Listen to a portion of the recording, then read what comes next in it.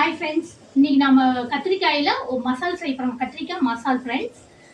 வாங்க எப்படி பண்ணாலும். இந்த மாதிரி பெரிய சைஸ் கத்திரிக்காய்ங்க இந்த மாதிரி எடுத்துக்கணும். இதில் வந்து 2 சைடு கட் பண்ணிட்டு மசால் தடவை வச்சுக்கலாம். பாருங்க, 2 பக்கம் ஓரத்தில் கட் பண்ணி எடுத்துட்டேங்க. ஏன்னா மசால் நல்லா பிடிக்கணும் அப்படிங்கிறதுக்காக.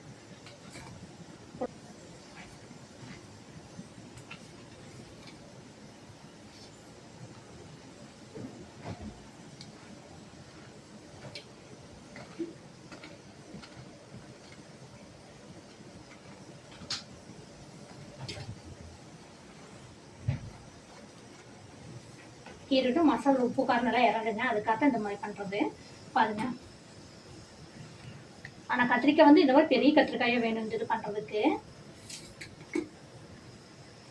அப்போ தான் நம்மளுக்கு நல்லா இந்த கட் பண்ணி எடுத்து இது பண்ணுறதுக்கு நல்லா வரும்.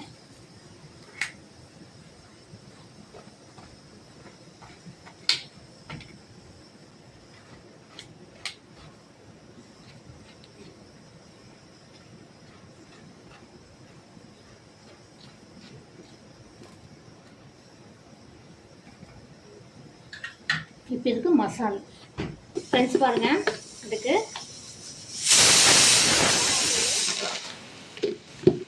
காரம் கம்மியாக வேணும் அப்படின்னு சொன்னால் காரம் கொஞ்சம் கம்மியாக போட்டுக்கலாம்.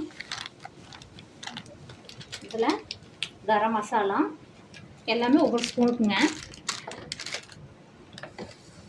அப்புறம் சிக்கன் மசாலா, கொஞ்சமாக மஞ்சத்தூள், கொஞ்சமாக குழம்பு மிளகாத்தூள்,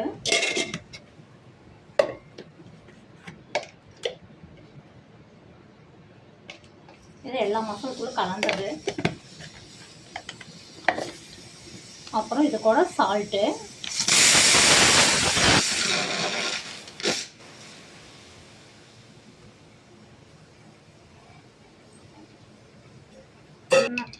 பாருங்க. ஒரு ஸ்பூனுக்கு அளவாக எண்ணெயை கொஞ்சம் ஊற்றிக்கலாம். இது வந்து நல்லெண்ணெய்ங்க. ஏன்னா மசாலா கொஞ்சம் நல்லா பிடிக்கும். அப்புறம் அது கூட கொஞ்சம் தண்ணி ஊற்றிக்கலாம்.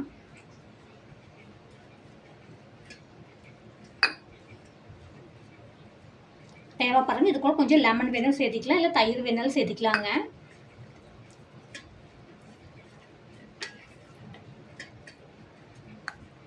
நான் கொஞ்சம் தண்ணி கொஞ்சம் தயிர் கொஞ்சம் ஆட் பண்ண போகிறேங்க. லெமன் போட அந்த புளிப்பு நல்லா மிக்ஸ் ஆகும். அதுக்காக மசாலா ரெடி ஆயிடுச்சு. சைடு 2 சைடு நல்லா அப்ளை பண்ணணுங்க.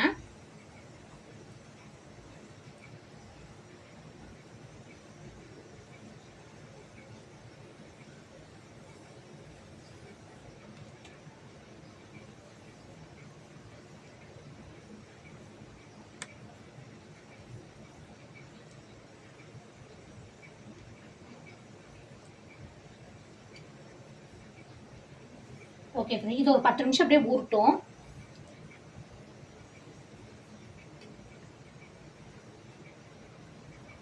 ஃப்ரெண்ட்ஸ் பாருங்க, கல் நல்லா காஞ்சிருச்சுங்க.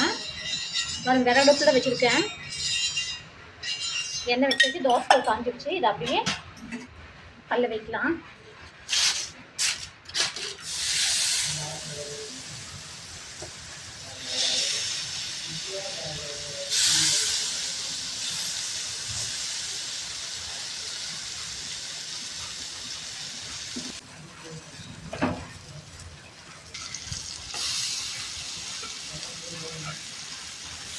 திருப்பி போடுறோங்க. அப்போ தான் கொஞ்சம் நல்லா வேகும், நல்லா ஃப்ரை ஆகட்டும்.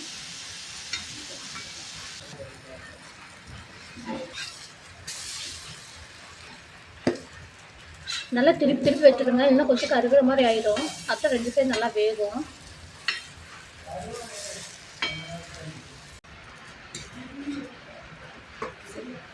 இது எடுத்து வச்சுட்டு தாளிச்சிடலாம்.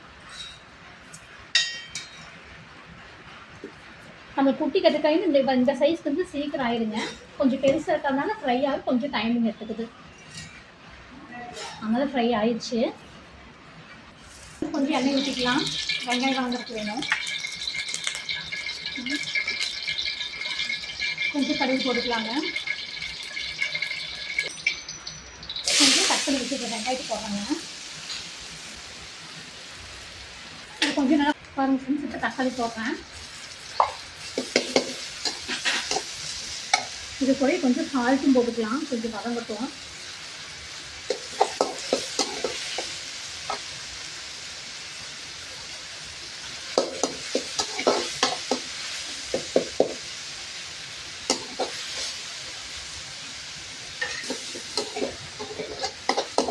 பாருங்க ஃப்ரெண்ட்ஸ், தக்காளி நல்லா வதங்கிடுச்சு. பாருங்க தக்காளி இப்போ சாஸ் எல்லாம் வந்துடுச்சு. இப்போ புளி கொஞ்சம் ஊற்றிக்கலாம். பாருங்க நல்லா வதங்கிடுச்சு.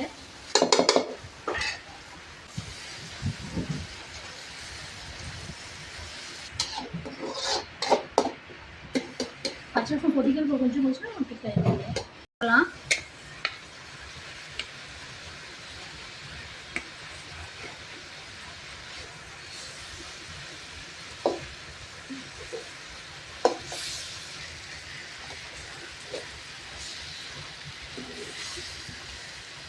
நல்லா ஃப்ரை ஆயிடுச்சுங்க.